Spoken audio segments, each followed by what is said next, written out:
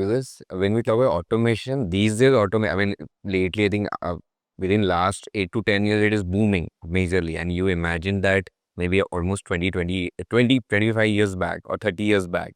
So at that point, did you ever imagine that, okay, after 30 years, this will be like very used to thing for everyone? Basically, how we went from one product to another product is just like uh, when we are talking to somebody and they said, "Why don't you do this?" And that's how it started. So there was no such a vision that time that this product would be after 10, 15, 20, or 30 years would be more like a commodity. So there was not such a thought process. Point like having a profit and running a business, maybe the priority. Yes, survival was a thing because, as I mentioned, we started our journey from a chawl, and every day was a battle. And that time, getting one product, of course, we did not sell hundreds of those in a year, but then whatever we could sell, that was very good profit, and that could give us a further inroads in taking another product or shifting to a better place. And one of the products that I personally like is the noise barrier. So how you came up with this idea first? So I actually was staying very close or on the highway of Western Express Highway. So uh, the noise was so much, but we had all gone used to it. We means my family or those people who were staying in that building.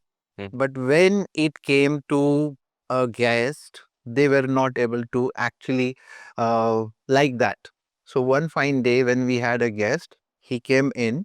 There's a family, they came in and they sat. And the moment they heard so much of noise, they just got up and they said, "Sorry, we can't speak here. We'll have to go somewhere out." And they just went out. They did not even wait. And they went. After that, we realized, what are we doing? Where are we staying? And what are we doing about this noise pollution? Then I went through a lot of things and I realized there is a product called sound barriers available in world, especially in European countries.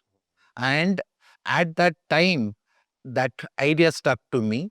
And at the same time, there was a visitor who came to our office from MMRDA. He also told that this product has a future and why don't we get into it?